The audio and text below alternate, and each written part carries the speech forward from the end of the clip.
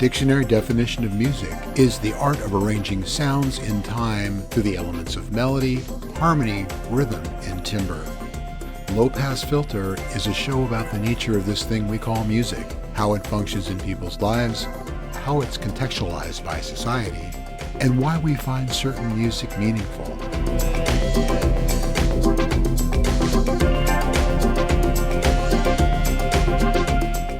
This is Low Pass Filter.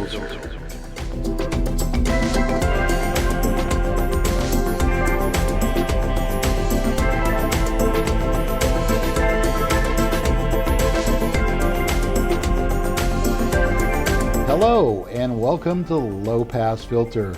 This is a show where we talk about music and what it means in our lives. And as usual, I'm joined by Bandon Wayne.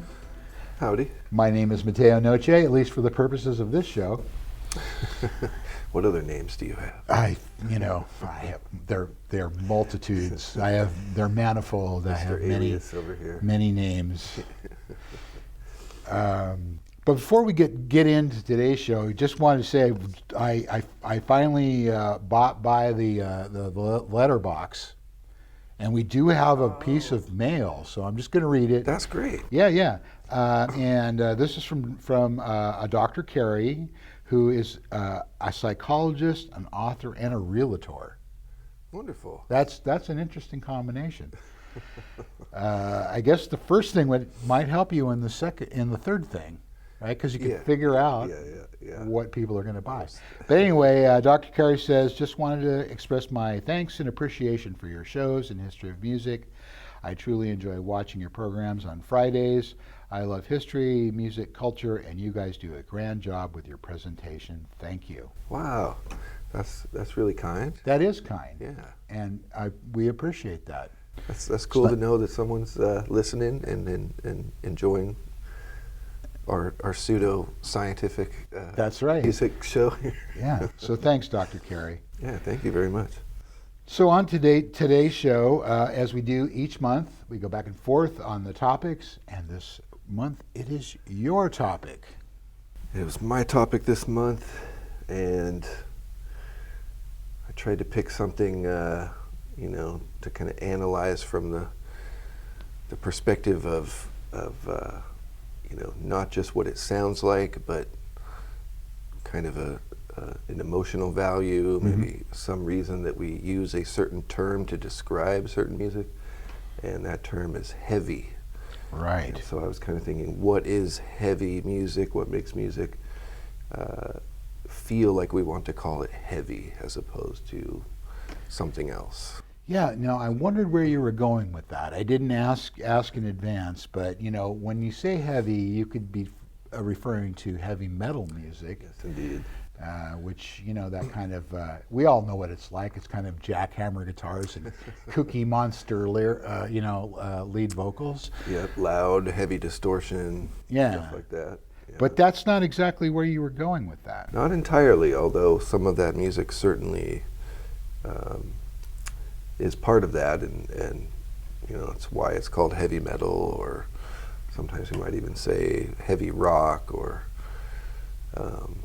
that just sounds really heavy. Yeah. But I was thinking of it more broadly in terms of a feeling, an emotional connection you have to it that kind of takes you to a state of feeling a weight, a heaviness in the expression of that artist.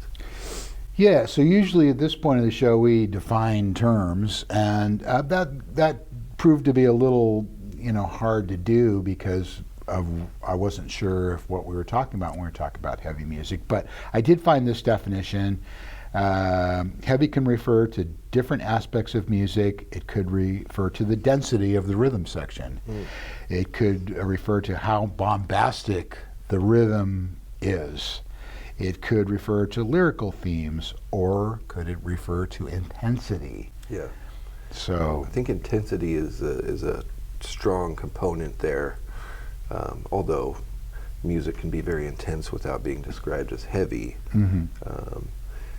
But intensity is certainly, a strong part of what makes something feel heavy.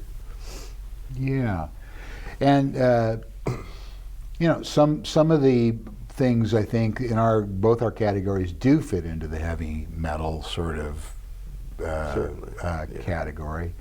Other things less so. Yeah. So I guess without going, I did find an interesting reference to heavy metal where that term came from. So we're not necessarily talking about heavy metal, but I'll just relate this because it's kind of interesting. But this came from a novel by William S. Burroughs called The Soft Machine, and it refers to a character known as Uranium Willie, the heavy metal kid. Okay. And from a 1962 novel. And then, of course, there was a lot of things having to do with William S. Burroughs had to do with drugs, because he was a big aficionado, shall we say, of mind-altering substances. Indeed. His next novel, Nova Express, used heavy metal as a metaphor for addictive drugs. Heavy metal people of Uranus wrapped in a cool blue mist of vaporized banknotes. Which I love. I love it. That's a great. He was great at some of the phrases like that. And then the first applied to music in 1967. There was a band called Hapdash and a Colored Coat, which I have no familiarity with whatsoever. But their 1967 album was entitled "Featuring the Human Host and the Heavy Metal Kids." I guess a reference to the William S. Burroughs thing. That's interesting. Well, some people have cited the lyric in "Born to Be Wild" by Steppenwolf when he says "heavy metal thunder." Right. And people have considered that song kind of a precursor to heavy metal, kind of the hardest rock of the time. I think also similarly the quote by which Led Zeppelin got their name, that their music was going to go over like a Led Zeppelin, right? Meaning that it would fall out of the sky. So I think those are at least a couple examples that some people cite as leading to the musical genre known as heavy metal. But kind of like when we talked about punk music before, this term originates and there's this certain kind of music that people put under that term. But we felt a broader sense of what it means to make music from a punk perspective. So similarly, there's lots of music that's heavy without being metal. Totally. Yeah. And you have a couple or a few very distinctly unexpected responses in your list, I think. Leave it to me. Yeah. So speaking of lists, I don't see any reason why we shouldn't just jump right into the list. Why don't you hit us with what you've got? I kind of went in somewhat of a chronological fashion, not entirely, but started with a song by Son House, a blues tune called Death Letter Blues, which may not strike you as heavy in the sense of like heavy metal, but those early blues artists, pretty heavy what they were expressing. So this relates, really to lyrically, the lyrical content. I think musically there's a tone there, especially with some of those artists, maybe more of the kind of Delta blues. There's a tone there that is expressing some significant historical weight and the weight of their place in life at that point. But the song is called Death Letter Blues. It's not light subject matter. No, it isn't. So I thought that was a good example of something that you could call heavy. Maybe back in the 30s and 40s, people weren't referring to it as that. I'm not sure. I wasn't there. But, right. Then I also had a Nina Simone song called Lilac Wine. Right. I'm and very familiar with that one. yeah, beautiful, beautiful tune. Also, if you're into Jeff Buckley, he did a version. That's right. He did. Yep. That's wonderful. Nina Simone, in her very essence, was quite heavy. Oh, I yeah. feel. And of her time as a performer, she was also one of the most outspoken about why she felt the way she did. Mississippi, goddamn. Yeah. Yeah. And so there's a heaviness in her stuff. Absolutely. Not that she couldn't get a little lighter sometimes, but a lot of Nina Simone stuff has a very heavy feel about it.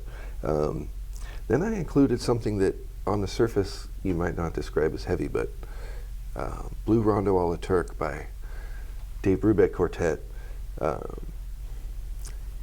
Heavy in some ways because it's got this intense time signature. It's a very fast driving song, but really it's one aspect of the song that to me sounds almost like the first sort of mosh groove. Okay. Like this dun dun dun dun dun dun dun dun dun. And thinking about that, I kind of think that there's probably stuff like that precursing it in classical music. But in this West Coast jazz song, there's this part that, like, if you think of it in terms of the same kind of structural pounding rhythm that you hear in heavy metal music, there's a passage in that song that's like that. So I thought that fits. All right. There's something heavy about that. Well, I got a couple of things here. I think I was thinking about this the other day, really slightly off topic, but I was thinking about, I didn't have any older brothers, but it seemed like people who had older brothers got into different sorts of music because they've sort of either inherited their record collection or they played them surreptitiously when their brother wasn't home. Yeah.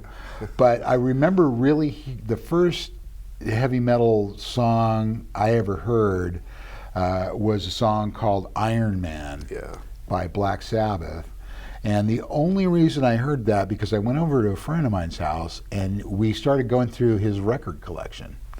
Right, and so we pulled out this thing called Black Sabbath, and we're like, "Wow, what's this?" And so we put that on, and this song comes out of that record, and I got to say, gobsmacked was a reaction, because up till that point, it was like Penny Lane and whatever, maybe the Doors or something that was might have been on the radio, but I really had no concept of bands that were doing this sort of thing.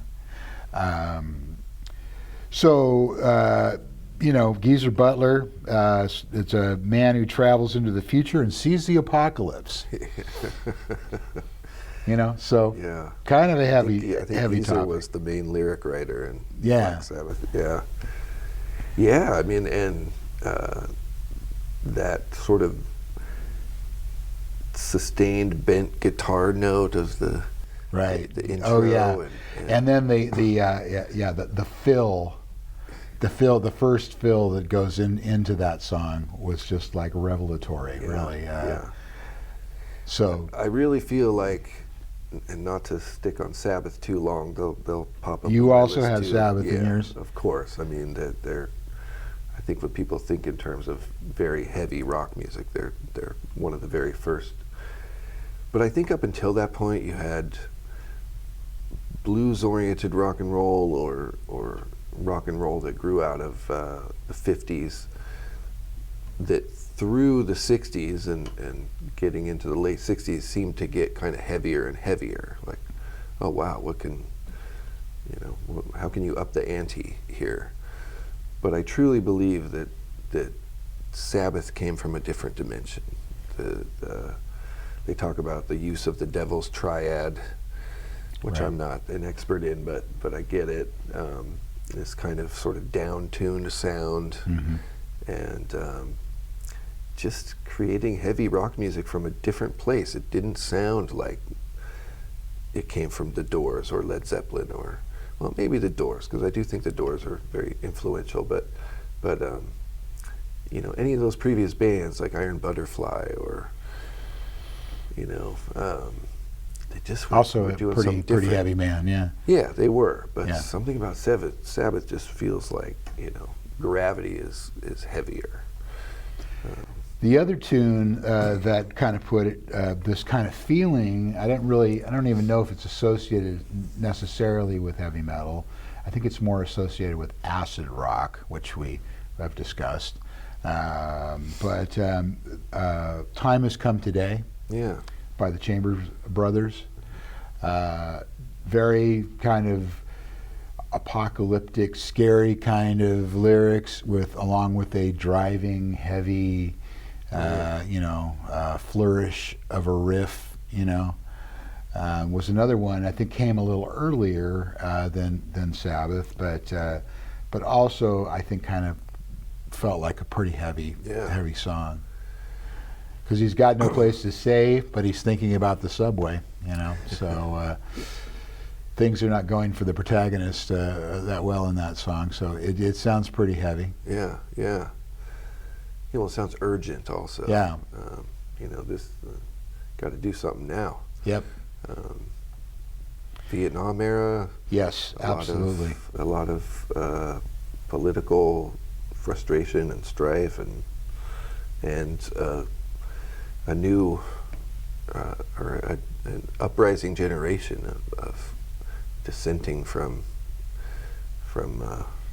certain held ideologies or things like that. So there was a heaviness in what a lot of people were expressing at that time. I think that's a good choice, as we said. And then I'll just throw one more in, and then I'll throw it back to you.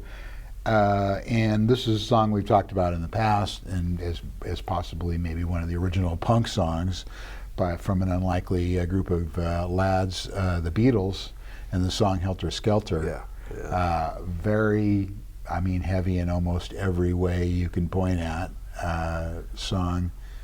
I fully agree. I think that song is a very heavy song. And what year was that? 68? Oh, it was 68. It was the White Album. Yeah.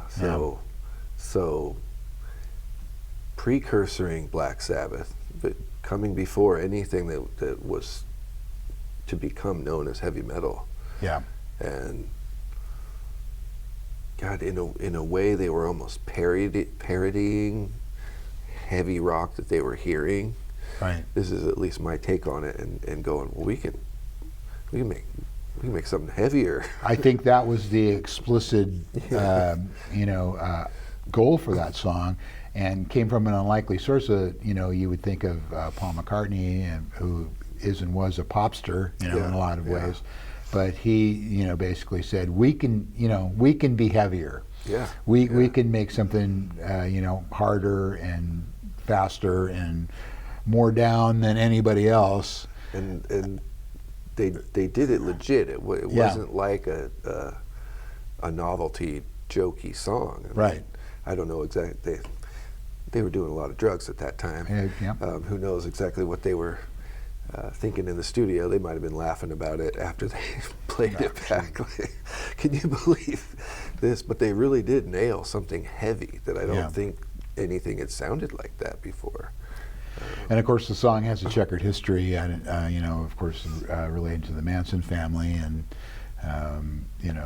Charlie Manson decided that was a signal for that particular song was a signal for the race war that he wanted to start. So it kind of I think it got sort of a bad rap after that, and people kind of soured on it. I guess almost as though the song dog whistled to some disturbed people or something. Doesn't take much, apparently. So, what else do you have? Oh man.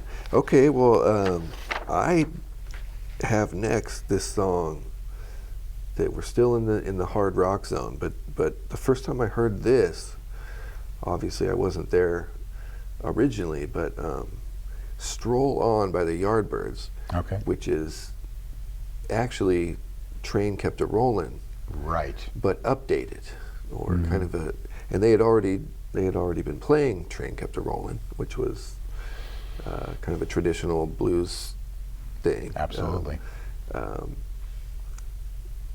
But in that film called Blow Up, Right. Yeah. an art house film from the late 60s, features a scene in which the main character ends up going into this concert venue. He's pursuing somebody, he's a photographer, and he's trying to and there's something that's drawing his interest, but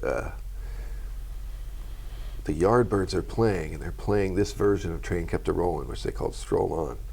And it also happens to be when Jimmy Page and Jeff Beck were both in the Yardbirds together. Wow. And at the time, I heard this probably 25 years ago. At the time, I was like, this is punk. This is the heaviest thing that I can think of from that time period. Just a ripping monster. So I thought that's a good example. Of that time, I would think people would find that to be really heavy. Jeff Beck and Jimmy Page were at the forefront of taking guitar to that level. But also in that scene, which really doesn't have anything to do with the recording of the song, but everyone in the audience, because this is kind of an artsy film, they're all standing there just like dead stiffs. Right. They're not reacting to the music at all. So it's a weird juxtaposition there. But anyway, check that out on the list. That's a great recording, which the only place that I know that it appears is on the soundtrack to the film. Wow. Yeah. Because they were not in the band together for very long, were they? Not very long at all. Presumably that was not long before they became the new Yardbirds under Jimmy Page, and which ultimately was Led Zeppelin. So, yeah. Well, I think that's a good place to jump off for our first break. We're going to take a quick time out, and we'll be back in a minute or so with more Low Pass Filter.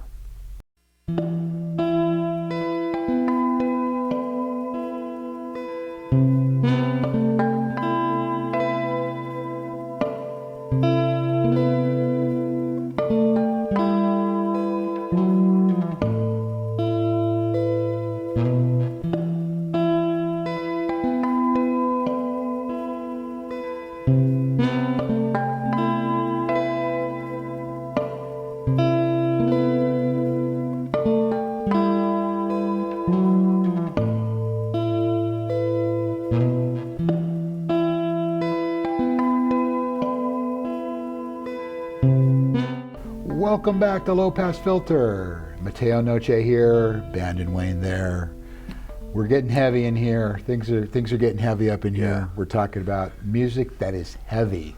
Yeah, what's one of the heaviest gases? Is uranium? Is that why that was associated with that? Could be. Certainly not helium. No, that's another show, folks. Okay, so we left off with the Yardbirds, and so I see you got a couple other folks that are in that sort of ilk, shall we say, or at least in that time period. Yeah, Blue Cheer, Summertime Blues. Right. Like, they were one of the heaviest rock bands going at the time. I don't think people had heard anything quite like that at the time. And I'm this is terrible, but I'm drawing a blank on the original dude who was a rockabilly. Eddie Cochran? Eddie Cochran, Yeah. rockabilly artist. Yeah. So these guys are taking a classic rockabilly tune and just ramping it up with the heaviest distortion and loudest guitar amps. Well, and of course, the Who, the They Live did at Leeds as well. version of that song, which is also that's pretty going dang down heavy that too, man. going down that road. Yeah. The Who Live at Leeds is the heaviest you're going to hear the Who, I think. One of my favorite records of all times. One of the greatest live records ever. Yeah, man. And then, Voodoo Child by Jimi Hendrix. Mm-hmm. I picked the version from Woodstock, which just blows my mind every time. I saw that, and I had thought about Jimi Hendrix, and the one I was thinking about, I didn't put it on the list, was Machine Gun. Oh yeah. with the band of Gypsies. Yep. Yeah.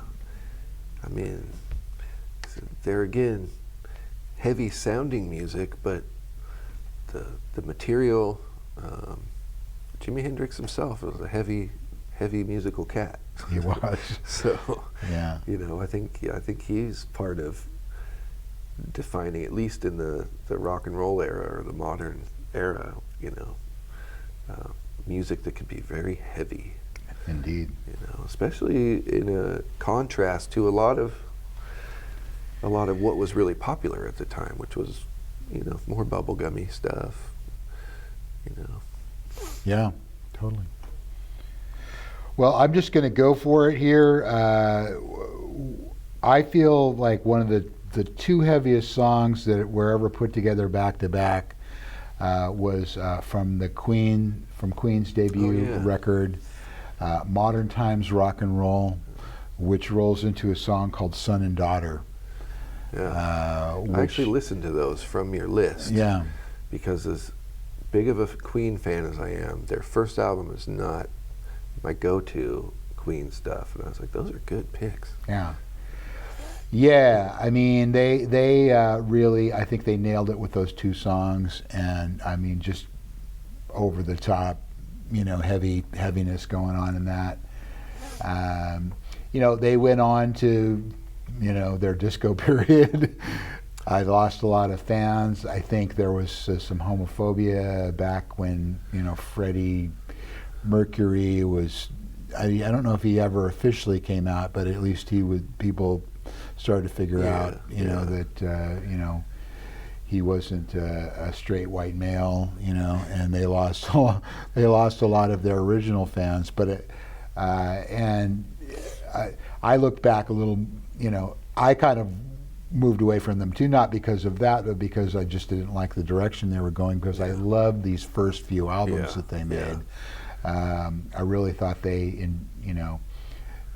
really nailed what, rock music was all about, and just had a real edge to them, and just even though the recording values were not that great, I feel like those first few records that they did at Trident were a little thin, but I think all the concepts were there, and the performances were there, and they were doing a lot of interesting stuff. They were certainly bringing in a bit more of a glam element to the hard rock. Those early ones, first couple Queen records, have a bit more of a progressive rock quality to them as well. Yeah. I fell in love with Queen, with a retrospective, view of it all, and so I love that they had this, real kind of transformative progression throughout their career, and I pretty much love everything that they did. But those are great examples when they first busted onto the scene. They, I think they wanted to prove their hard rock salt along with a lot of other bands. Absolutely. And then started playing around a bit more over time. But yeah, that was cool to see those on your list. I'll just throw in one more and then I'll let you go for it. Never miss an opportunity to throw out something by Blue Oyster Cult. Personal, if nobody's noticed yet so far, but they're one of my favorite bands of all times. I just got through doing a deep dive on recordings or YouTube recordings of their performances in the 70s and early 80s, and I thought, for your entertainment dollar, you really didn't get much more from any band in the world than those guys. They knew how to put on a good rock show. But I had, from the record Secret Treaties, I had the song Harvester of Eyes. Yeah. Just because I like it, just because it rocks and it feels pretty heavy. Yeah, I think with Blue Oyster Cult, like, on the surface they're hard and kick ass and everything, but I think the heaviness is a little more subtle. Like it creeps in. There's something kind of off kilter and different about them. Well, they were really great songwriters. They get very, Don't Fear the Reaper, of course, it was what, their hit, and maybe Godzilla, I don't know. But I think if you look at their canon as a whole, they wrote interesting songs. Yeah. Oh, yeah. And they were sophisticated songs too. They weren't, just your 3-chord rock, So, guilty pleasure for me, anything that has to do with Blue Oyster Cult. Hey man, it's very respectable. I know some other Blue Oyster cultists out there, and I love them too. I have those records. They're great. And I think a great thing about that band is each time you listen to it, something different kind of swirls around in a way. Like they're kind of constantly reshaping themselves somehow. So let's go to something way outside the rock box in terms of heaviness. I picked A Love Supreme by John Coltrane. Yeah, that was an interesting choice. Back to that kind of broader sense of what makes something heavy. I mean, that's kind of his, or I suppose that would be kind of his signature song. Signature in that phase, that kind of last chapter of his recording career, which a lot of people refer to as the beginning of a spiritual jazz movement. Right. Which Alice Coltrane and Pharoah Sanders, who had played with him, kind of revelatory music. Yeah. And see, I would have thought of that song as as lighter and more spiritual. It is. It's very lovely. It's very emotive, but it's a 4-part piece of music.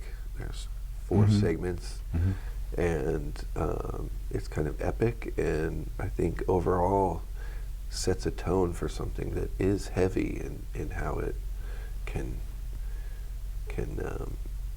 change you with this kind of weight of I look at John Coltrane.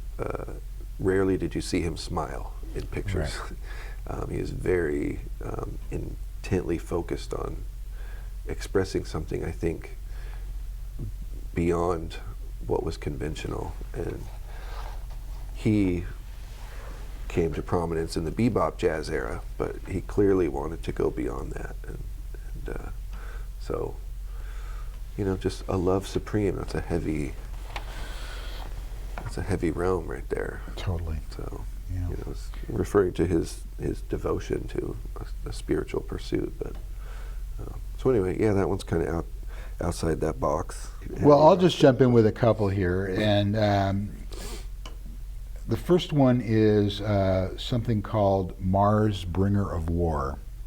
Now I know I had Jupiter on the playlist, which I meant to pick this song. I ended up picking the wrong song. Oh, okay. But anyway, it's by a composer named Gustav Holst. Yeah. This is from a suite of music called The Planets. Yes. That was composed between 1914 and 1917. Okay. And it's often referred to as an experiment in rhythm and clashing keys, harmonic dissonances, and just a very malevolent, heavy sort of feeling to it.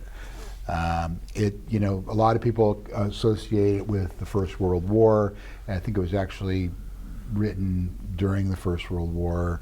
So it was a time when mechanized warfare had really come on the scene, and people were being killed by the hundreds of thousands in single battles. And I think it kind of reflects what was happening at the time, which was nothing good. It was a really dark time, and this piece of music really feels heavy. I was pleased that you had, I think you have a couple classical pieces on the list, because there's a lot of classical music that I think is heavier than anything. Oh yeah. First of all, most traditional classical music is played with a large ensemble orchestra. So right there you have a density of sound. And then when you have, loud horns with timpanis and cymbals and lots of players in unison, and you know, let's say played in a space where the acoustics are great, that can be some of the heaviest music, period.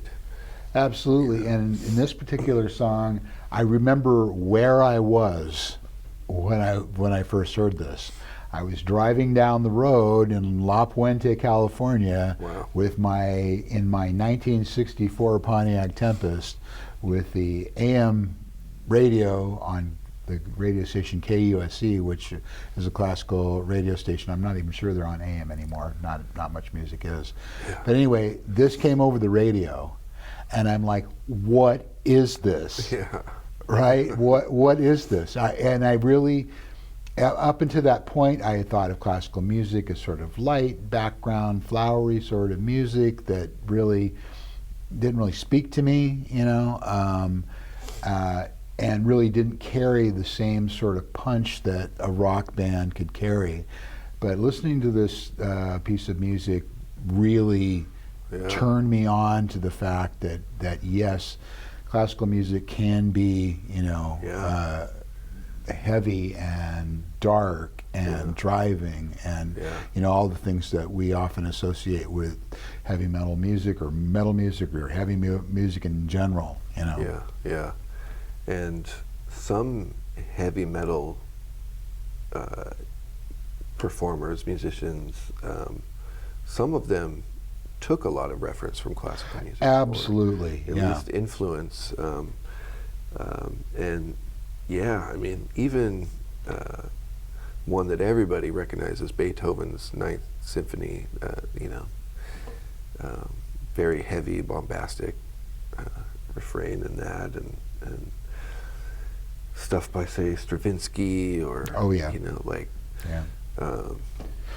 Well, I mean, there's so much. Yeah, there's so much. But I picked that one, and the second one I picked was a piece by Franz Liszt called Totentanz, also known as the Dance of Death.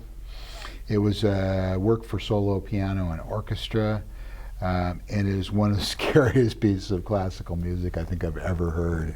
And you know, the subject matter is obviously heavy, and just, you know, I don't listen to it alone at midnight. You know, or if you do, go lock all your doors and windows. You know, because it is it's, you know, frighteningly beautiful. Interesting. I'm going to go back to your list and listen to that one. Yeah, I'm still very shallow or green about classical music. There are certainly some that I know well, and some that I've studied a little bit, but it's such a huge world that growing up in the era we did and loving popular music and whatnot, you know, unless something specifically drives you towards studying classical music, like, you know, a lot of us don't have much of a reference there, but it's well, also... I'm a bit of a dilettante myself, you know. I know what I like, you know. Sure. I don't necessarily know everything about it. I mean, it's also a big, kind of daunting world of music to get into. It is. And it majority of it, or at least the most classical music, happened before music was even recorded. Sure. You know, at least by the original composers. Well, right. Well, yeah, I'm a huge early music fan, so a lot of that stuff kind of fits into that category. And classical music, also the class in classical music, there was a certain amount of classism involved. I think they're trying really hard to attract young audiences and people that aren't, you know, driving Mercedes or, you know, flying in their private jets to get involved in this music, because that's the only way it's gonna stay alive. Originally, before recorded music, it was probably more of an aristocratic kind of thing to experience classical music. Right. You know, you had to go where a performer or an ensemble or an orchestra was, and you had to be able to be of the class to be allowed to witness that. Right. It was a lot of it was commissioned by courts and or, you know, religious folks like the Pope or, you know, bishops or what have you would authorize stuff. And then other things that were written, you know, just for like monasteries or, you know, where, you know, for monks to do Yeah, yeah. do their thing. So It's not folk music. it's not folk music, no, no. Yeah, but can get heavy as heck. Yep, it sure can. That's awesome. I'll try not to mention too many more. I don't know how much time we have left, but I got into jumping ahead into more modern times. Heavy metal adjacent rock music that's referred to as doom. Okay. Which is very Black Sabbath inspired, or at least derived from Black Sabbath in a lot of ways. So a band called Godflesh. I have no familiarity with Godflesh. They came along in the latter part of the 80s. The founder and lead singer of that group was one of the original members of a heavy metal group called Napalm Death. Okay. But he left. They're British, and he left. Got a friend on bass, and then did not have a drummer, but a drum machine, and made some of the heaviest doomy kind of post-rock kind of stuff. Hard to explain. I think they're really instrumental in the evolution of the style of music that people call doom today. So then I also put Sleep's, the group Sleep's Dope Smoker, which is an hour-long song. Oh, okay. So it's an investment of time. Yes, it is. And then a group that kind of followed beyond what Sleep was doing, still hugely Black Sabbath influence, called Electric Wizard. That's also English. And so Sleep has a song called Dope Smoker. Electric Wizard has an album called Dope Throne. And when they say dope, they're really referring to pot. Okay. Stoner music, heavy stoner music. Nice. Well, I'll throw in one more before we take our second break, and it's kind of along this line maybe, but the band Ministry. Yeah. And the song Corrosion, off of Psalm 69. Really, these guys pioneered. It's Al Jorgensen pioneered this thing called industrial music, and this band was founded in Chicago in 1981, and it was originally a synth pop outfit. Sounded a lot more like Depeche Mode than industrial metal at that time. But somewhere it took a turn. Yeah. And it got very, very heavy and very, very dark. I don't know. I kind of went through a period with this band where I was really interested in what they're doing, and then after a while, I just kind of took my head out of the oven.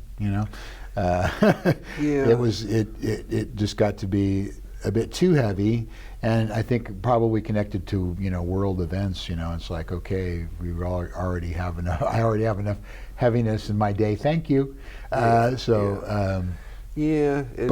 this song and this record, I think, really sort of perfected that record. Is the third of their heavy era, or at least after they abandoned their sort of synth pop style and went for the heavy. So those first few, I think, they were really capturing something and doing it in a great way. If you like that sound or are intrigued by it. But I think maybe part of it is they were kind of beating the same horse for years and years, and they actually were quite prolific. There's probably like 20 Ministry albums of that same ilk. Right. And so for me, that was just more than I needed. Yeah. I'm happy with the earlier ones. I mean, for me, this is like, although I have more than one of their releases, it's like you can own one.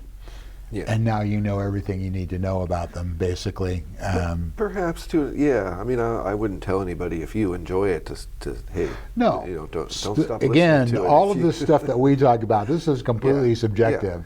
We're not telling you what to think or what to like. They have good fans out there who bought every record and love everything they've done, or most of it, or what have you. But yeah, for me, the potency of it lasted for 3 or 4 records. And the brilliance in their scheme and stuff. Al Jurgensen is still doing it. Still looking like he's looked for the last 30 years. You go, Al. Yeah, man. You go. I mean, he's Uncle Al to their fans.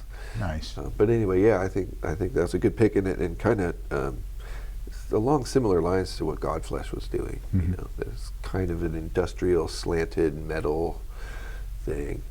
The original stuff that term industrial was derived from actually has more real use of non-rock and roll sound making instruments, if you will. You know, it's like a washing machine on spin cycle or something. You know, with a couple of Chainsaw sneakers inside of it. Chainsaw and a metal pipe. There you go. I think Einsters and Dave Neubauten like to do things like crack their own rib while recording it, you know, with a contact mic, something like that, you know, just to loop that sound or whatever. That's dedication for you. Whereas folks. Ministry was a little bit more digital sound effects and stuff, but still, industrial metal was the term for it. Well, believe it or not, we've come to our second break. We're going to take a minute out and kind of recover from the heaviness of this show, and we'll be back in a minute with more Low Pass Filter.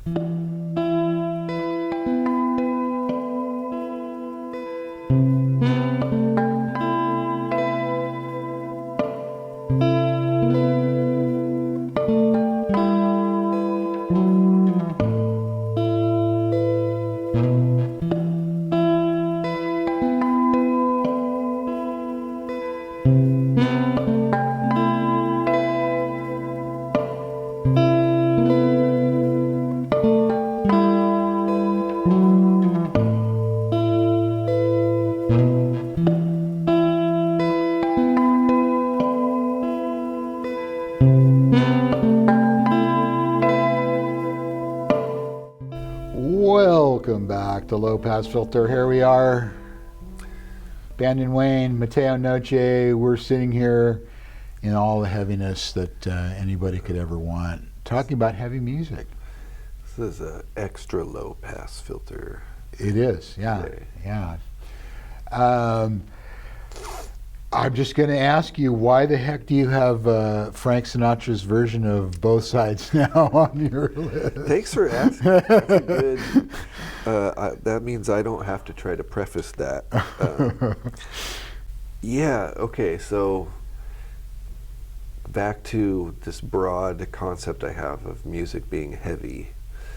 That is a Frank Sinatra record where he's looking at himself deep in the throes of early middle-agehood.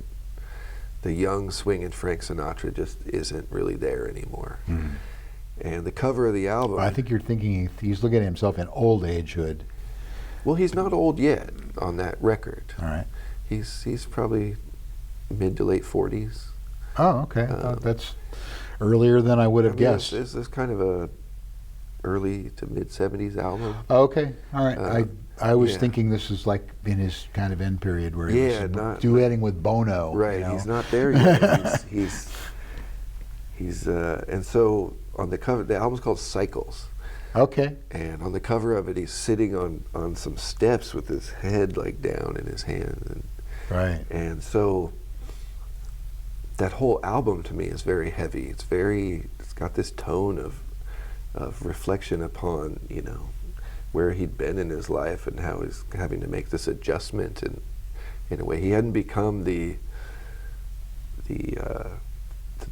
Frank Sinatra that I grew up seeing on television. Mm-hmm. You know, the Las Vegas resident, the what did Rat Pack. Yeah, what did they call him? The chairman of the board. The chairman of the board. Yeah, you know. Yeah. So anyway, that song "Both Sides Now," which was written by Joni Mitchell, but I think originally popularized by Judy Collins. Yes. It's kind of a heavy song in its own way. You know, I'm looking at life from both sides now. Mm-hmm. And so he chose that to, you know, as tenderly as he could, with his voice being a little bit less sweet at that point. And, but there's a fragility in it, and I find that to be kind of heavy. So. Okay. I actually have not heard that version of the song. Yeah, but check it out. I will. It's not a down, depressing sounding song, but when you really think about kind of why he's singing it and what the song is about ultimately. And this is probably a good point to mention that along with this show, you'll find in the description below our Spotify playlist, in which you can sample all of these there songs. For the reference for what we're talking about. So do you have something like that on your list? I don't. I didn't do any Sinatra. I'm feeling inadequate at this point. No. But I just got a couple more, and I'll just throw those out. And the first one is a song by Motorhead called "Ace of Spades." Yeah. I had to have some Lemmy in here. I didn't see any way around it. And I think that's a pretty heavy song, really. Oh, yeah, man. Yeah, there's a lot of Motorhead songs that are heavy. Lemmy was heavy before Motorhead when he was in Hawkwind. Right. I think Lemmy defines heaviness. Totally. And then I had the song "I Wanna Be Your Dog" by the Stooges from their debut record. Just re-listening to it. I mean, there's a lot of Stooges songs that are heavy, but just re-listening to it, I feel like that was a good choice. You could pick a number of Stooges songs. I think especially on their first two albums. By the third one, they get a little more fun, glammy, in a way. But I think one of the things that made those early Stooges feel heavy is that there's kind of a dirgy quality to a lot of it. You know what I mean? Kind of a drugged out, kind of dirgy. You're sinking down into this place with them. You know. Totally. And then I'll just this will be my last one, and then I'll let you finish out for us. I had the song 21st Century Schizoid Man. That's a great one too. By King Crimson. This is from their it says it's their debut record, but I thought there was something before that. But anyway, Court of the Crimson King, that I guess is their debut. Described as a 7.5 minute statement of purpose, rock power, jazz spontaneity, classical precision, harnessed in the service of a common aim. That's from Rolling Stone. Thank you, Rolling Stone. But yeah, this is among the heaviest songs I've ever heard. It really, and you don't kind of think of it in 1969 as something that would exist. Their records were sort of orchestral and even had orchestras in them and stuff like this. But this is a song that they have performed over the years. They're still performing it.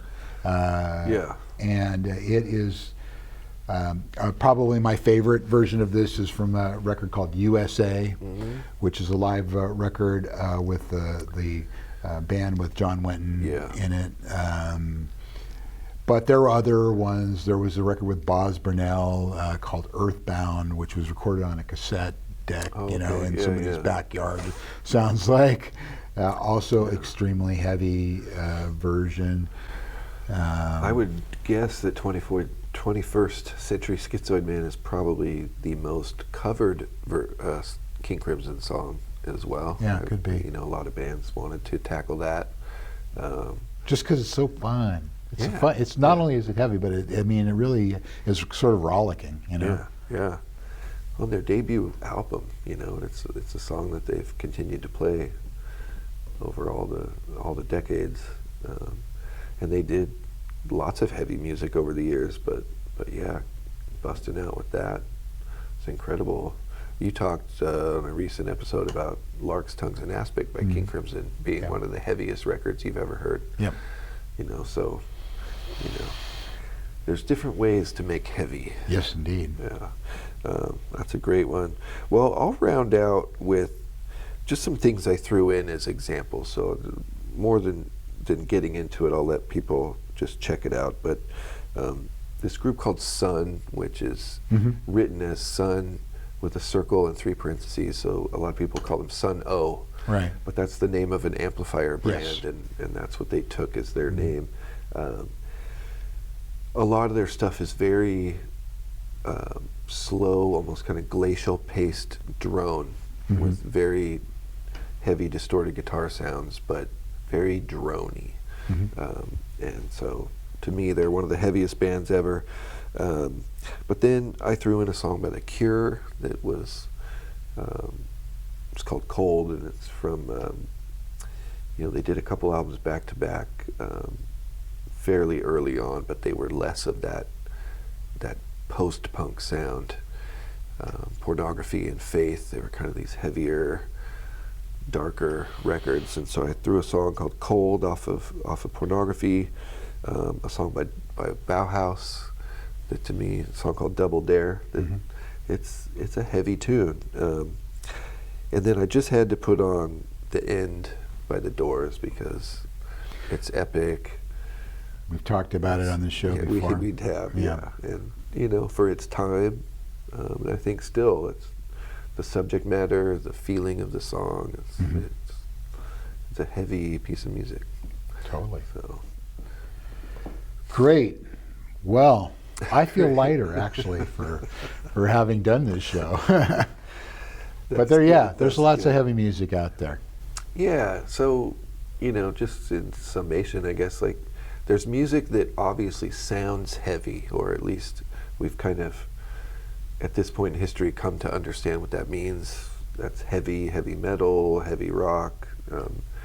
But, you know, to me, a broader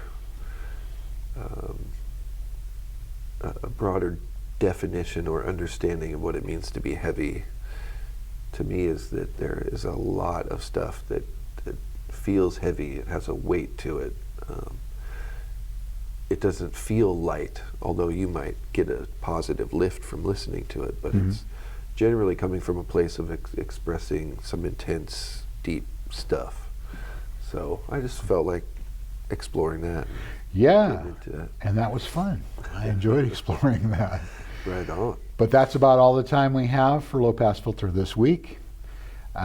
You can like and subscribe to our videos, and you can also go to or email to lowpassfilter2020@gmail.com if you have comments like Dr. Carey. Yes, we got one piece of mail and we read that. That was cool. Yeah, so we want to hear what you think about the program, and send in more. And if you have suggestions for topics, we definitely are always looking for that kind of thing. Yeah. Take a little off our shoulders. Check out our Spotify playlist if you want to hear some of the things that we've talked about today. And Bandon, thanks for being here as always. For having me. Yeah. Always fun. And we'll see you again next time on Low Pass Filter. Thanks for watching Low Pass Filter.